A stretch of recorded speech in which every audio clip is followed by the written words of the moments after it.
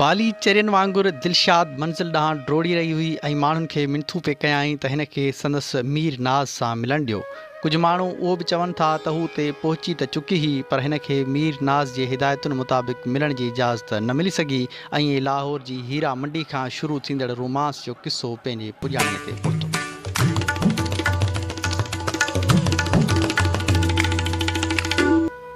खैरपुर जे वाली जी हिन रूमानवी दास्तान ऐं ॻाइणी इक़बाल बेगम उर्फ़ बालीअ खे सिंध जो जदीद क्लासिक कोठियो वञे थो। मीर अली नवाज़ नाज़ वालीअ खैरपुर मीर इमाम बख़्श जो वॾो पुटु हो। हिन खे वलीअ तौरु तरबियत ॾिनी वई। हिन विलायत मां तालीम हासिलु कई। कुलियात नाज़ में अता मोहम्मद हामी लिखे थो त मीर नाज़ आज़ाद फितरत रखण वारो शख़्स हो ऐं संदसि विलायत में रहण सबबु उन में उहो अंसर वधी वियो। जॾहिं त मीर इमाम बख़्श पुराणे ख़्यालनि जो माण्हू हो, हिन खे पसंदि कोन हो। संदसि अहिड़नि रवयनि सबबु संदसि वालिद नौकरनि खे घरां कढी छॾियो, जंहिं तां मीर अली नवाज़ नाज़ वालिद खां नाराज़ थी नौकरनि समेत जलावतनी इख़्तियार करे वरिती। कुझु अरसे खां पोइ पीउ जे दिलि में पुट लाइ रहम पैदा थियो ऐं खेसि वरी वापसि घुराए वरिताईं। हू हिंदुस्तान में अजमेर में बि रहियो, पर बाद में लाहौर जे उन वक़्त जे चेफ्स कॉलेज ॾांहुं मोकिलियो वियो, जेको बाद में एचिसन कॉलेज जे नाले सां मशहूरु थियो, जंहिंमें राजा नवाब ऐं सरदारनि समेत शाही ख़ानदाननि जा पुट पढ़ंदा हुआ। बाली ड्रामा जे सिंधी लेखक मुमताज़ बुखारी जे मुताबिक़ मीर नाज़ शाइर हो। हिन जा हिकु या ॿ मजमुआ शाया थी चुका। हिन खे नाच गाननि ऐं मौसीक़ी सां घणी दिलि हूंदी हुई। उन सिलसिले में लाहौर जी हीरा मंडी संदसि वञणु थींदो हो। हिकु दफ़ो उतां गुज़रियो त हिकु आवाज़ु संदसि खे वणी वियो ऐं मुमताज़ बुखारी चवे थो त संदसि मुहाफ़िज़नि मुताबिक़ हिन उन आवाज़ वारी औरत जे दर ते पहुचण जो पको पह करे छॾियो, पर उते डेरा गाज़ी खान जा कुझु नवाब आयल आहे, जंहिं करे हीउ उन सां मिली न सघियो। पर मीर नाज़ जी बेचैनी वधंदी वई त हीउ केरु आहे, हीअ आवाज़ु कंहिंजो आहे। आख़िरकार उन तजसुस खां पोइ हिन ॻोल्हे लधो त उन आवाज़ वारी औरत इक़बाल बेगम उर्फ़ बाली आहे, जेका पंहिंजे वक़्त जे नाले वारी ॻाइणी ऐं पटियाला ख़ानदान जे उस्ताद आशिक़ अली ख़ान जी तरबियत हेठि आहे, जंहिंखां पोइ हिन जो तजसुस अञा वधी वियो। मीर अली नवाज़ नाज़ इक़बाल बेगम उर्फ़ बालीअ जे कोठे ते धन ऐं दौलत लुटाइण शुरू करे छॾी त उन जी पहुच बालीअ ताईं बि थी वई ऐं ईअं मुलाक़ात जो सिलसिलो जारी रहियो ऐं उन जे आवाज़ खां पोइ संदसि हुस्न ते पिणु फिदा थी पियो ऐं इक़बाल बेगम खे प्यार मझां बाली करे पुकारणु लॻो, जंहिंखां पोइ इक़बाल बेगम बाली बणिजी वई। बाली ड्रामा जे मुसनिफ़ मुमताज़ बुखारी मुताबिक़ बाली जे भाइरनि जी कोशिशि हुई त मीर नाज़ उन ते ईअं ई फिदा हुजे, पर बाली उन खे क़बूल न करे। बाली सां इश्क जूं ख़बरूं खैरपुर पहुची वियूं ऐं मीर इमाम बख़्श पंहिंजे पुट खे वापसि घुराए वरितो। मीर इमाम बख़्श न पियो चाहे त संदसि पुटु मुस्तक़बिल जो वाली रियासत कोठे ते वञे। मीर अली नवाज़ नाज़ पंहिंजे वालिद खे क़ाइल करण जी कोशिशि कई त हूअ का आम औरत नाहे।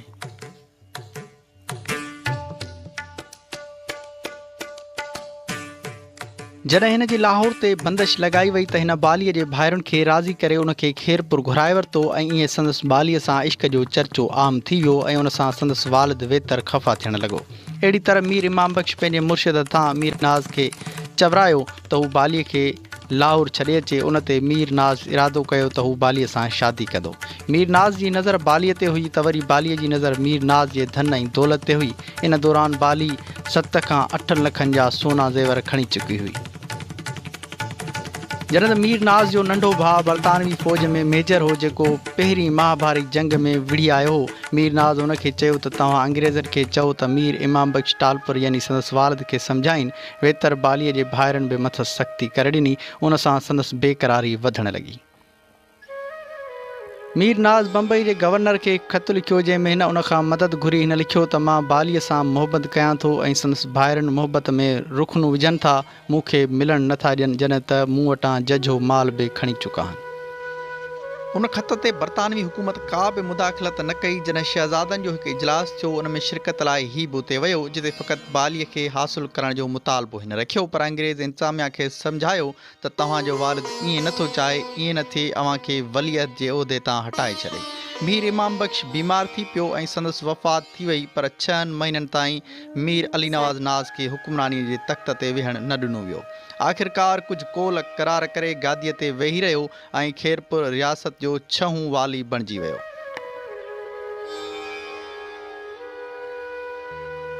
मिर्ज़ा कलीच बेग खेरपुर रियासत में लिखे थो त मीर इमाम बख्श 11 साल हुकूमत कई। मीर अली नवाज़ जवानीअ में जानशीन थियो। संदसि तख़्त ते वेहण वक़्तु 17 तोपुनि जी खेसि सलामी ॾिनी वई ऐं उन रस्म लाइ मिस्टर पोप खेरपुर आयो हो। उन दौरान मीर नाज़ इहो वचन कयो त पंहिंजे वालिद जी आं हू वफ़ादार रहंदो। रियासत जूं वागूं हथ में अचण सां ई मीर नाज़ सभिनी खे राज़ी करे शादी करे छॾी। मुमताज़ बुखारी जे ख़्याल मुताबिक़ उहो साल 1925 हो, जॾहिं त पीर अली मोहम्मद शाह राशिदी मुतालिक़ उहो साल 1923 या 1924 हो। पीर अली मोहम्मद शाह राशिदी किताब उहे ॾींहं उहे शींहं में लिखे थो त बाली ऐं उन जे भाइरुनि जीअं ई शादीअ जो राज़ पियो ॾसियो, मीर नाज़ दिलि खोले संदनि मथां ख़र्च कयो। पीर अली मोहम्मद शाह राशिदी बि उन शादीअ में हिकु महिमान हो। संदसि चवण हो त रेलवे स्टेशन जे फाटक खां वठी मैदान हूंदो हो, उन पूरे मैदान में कैंप लॻाया विया।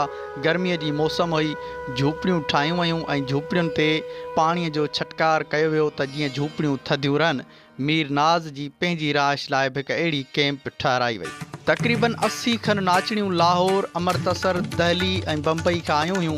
उन नाचड़ियुनि जी राश लाइ हाई स्कूल ऐं बोर्डिंग हाउस जूं इमारतूं ख़ाली करायूं वयूं, जितां तबले जा आवाज़ ऐं सुरंदे जा सुर ॿुधण में थे आया ऐं ईअं थिए लॻो ॼण खेरपुर हीरा मंडी बणिजी वियो हो। तमामु घणे तादाद में महिमान हुआ। हर महिमान ॾांहुं हिकु नाचणीअ खे रवानो कयो थे वियो, जॾहिं त पूरे हिंदुस्तान मां तमाशाई खेरपुर में गॾु थिया, जिते नाच, गानो, आतिशबाज़ी, जादू जा तमाशा, मुशाइरो, कसीदा ख़्वानी समेत हर फ़न ऐं तफ़रीह जो सामान मुहैया कयो वियो हो।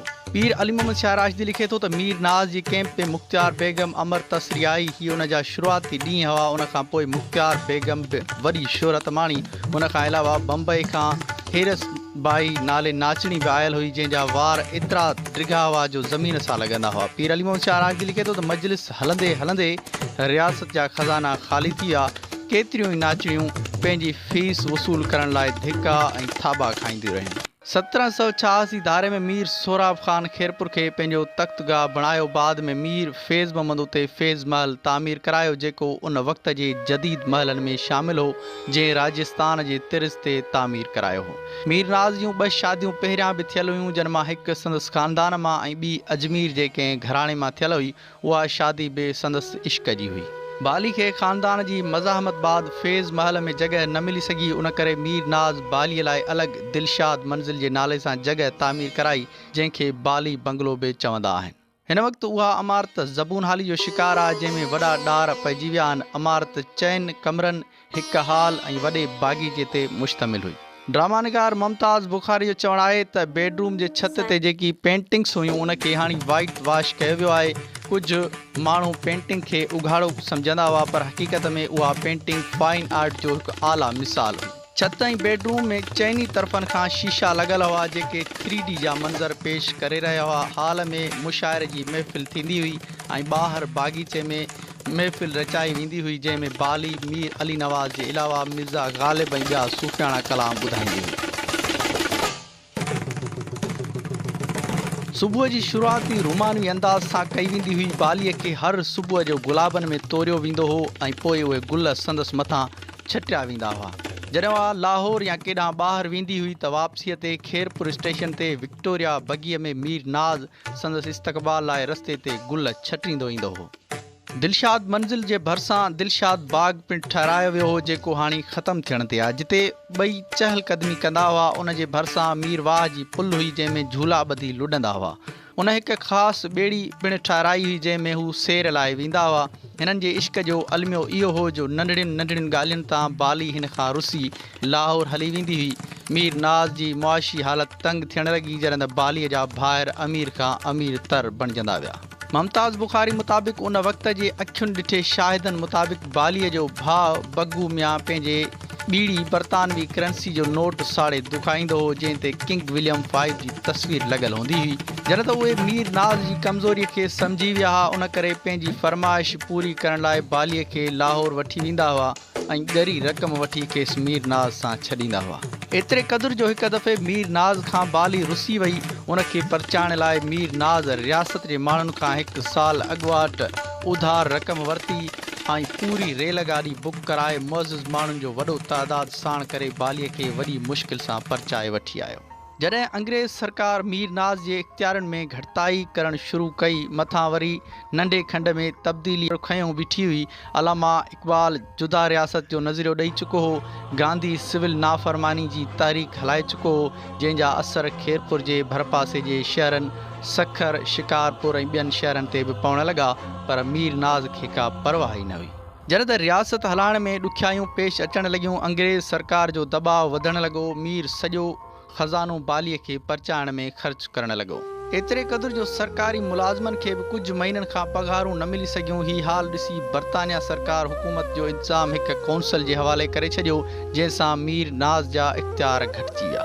काफ़ी ॾे वठि खां पोइ मीर 3 सालनि खां पोइ उहो कौंसल ख़तमु करायो। जीअं त मीर नाज़ आइनी सरबराह हो, पर हुकूमत जो कार वहिंवार हिकु अंग्रेज़ आफ़ीसर जे हथ में हो, जंहिंसां हिन जा वज़ीफ़ा महदूद थियण लॻा ऐं हिन जो ख़र्च पिणु पूरो न थियण लॻो। पीर अली मोहम्मद शाह राशिदी पंहिंजे सावणियुनि में लिखे थो त मीर नाज़ पंहिंजे वक़्त जो सखी मर्द हो। पैसा ख़तमु थी वेंदा हुआ त पाण अची खज़ाने जा दरवाज़ा खोलाईंदो ऐं कॾहिं कॾहिं त संदसि टिजोड़ियुनि में 4 आना बि न हूंदा हुआ। पीर अली मोहम्मद शाह राशिदी इहो बि लिखे थो त हिकु दफ़ो संदसि सां कोट ॾिजी में मुलाक़ात थी। संदसि वटि कुझु बि न हो। हिन मूंखे हिकु तलूर पखी शिकार करे तोहफ़े में आणे ॾिनो ऐं हिजाब विचां अखियूं हेठि करे छॾियूं। बालीअ जे नाज़ नखरनि ऐं हर हर रुसण जे करे सदन मुहबत में ॾार पइजी विया। मुमताज़ बुखारी लिखे थो त बाद में मीर नाज़ ॾिती फ़क़ीरानी नाले औरत जो मुरीद थी वियो, जेका खेसि बाबा कबीर सिंह जा ऐं ॿिया सूफ़ियाणा कलाम ॿुधाईंदी हुई, जंहिंसां हिन जी रूह खे राहत मिलंदी हुई। पीर अली मोहम्मद शाह राशिदी लिखे थो त मीर अली नवाज़ नाज़ पंहिंजी अमीरीअ सां गॾु फ़क़ीरी बि इख़्तियार कई ऐं गेड़ू चोलो पाए मथे उघाड़ो यकतारो हथ में खणी इश्क जूं सदाऊं पिणु लॻाईंदो हो। बाद में मीर नाज़ बीमार रहण लॻो ऐं बालीअ खे अहसासु थियण लॻो त मीर नाज़ जो इश्क हक़ीक़ी आहे, पर हाणे घणी देरि थी चुकी हुई। जॾहिं हिन जी तबियत घणी ख़राबु थियण लॻी त हिन रेगिस्तान में तंबू लॻाए रहण लॻो ऐं सख़्तीअ सां सभिनी खे रोके छॾियो त बालीअ खे हेॾां न अचणु ॾिनो वञे ऐं संदसि मुंहुं बि खेसि न ॾसियो वञे। ऐं आख़िर में बाली संदसि लाइ मिलण लाइ इलाज कया, पर खेसि मिलणु न ॾिनो वियो।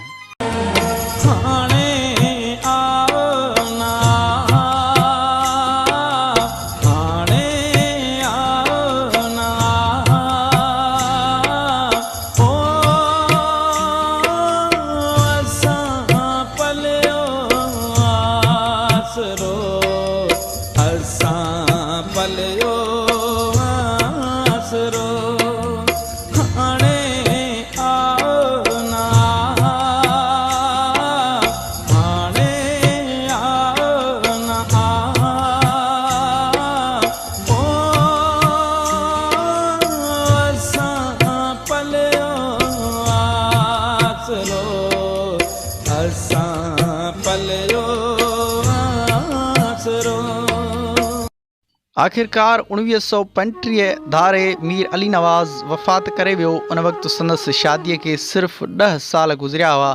मीर नाज़ जी अमानत तदफ़ीन कोट ॾिजी में कई वई। बाद में संदसि मयत खे करबला मुंतक़िल कयो वियो। उनखां पोइ 1967 धारे बाली बि वफ़ात करे वई। उनखे बि करबला में मीर नाज़ जे पेरांदीअ खां दफ़नायो वियो ऐं लाहौर जे हीरा मंडी जी नाचणी ऐं खेरपुर रियासत जे बादशाह जो किस्सो पंहिंजे पुॼाणीअ ते पहुतो।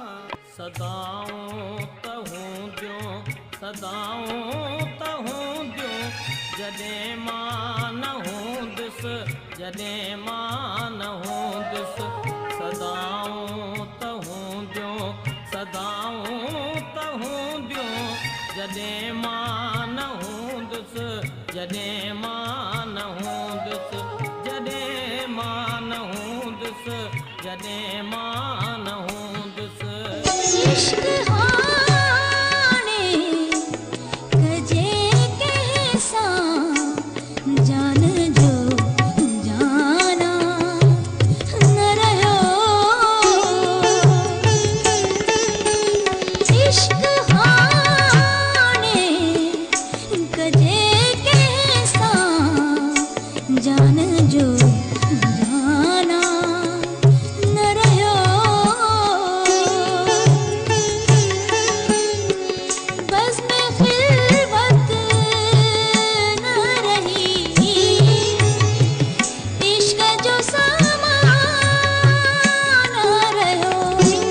इश्क हाणे कजे कैसा जान जो जाना न रहो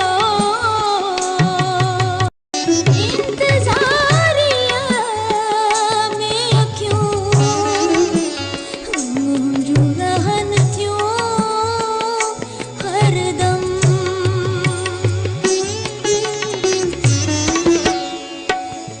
इंतजारिया में क्यों मुंहिंजूं रहन थियूं हरदम हाय हिकु ॾींहुं भी हो दिलबर कॾहिं महिमान रहियो इश्क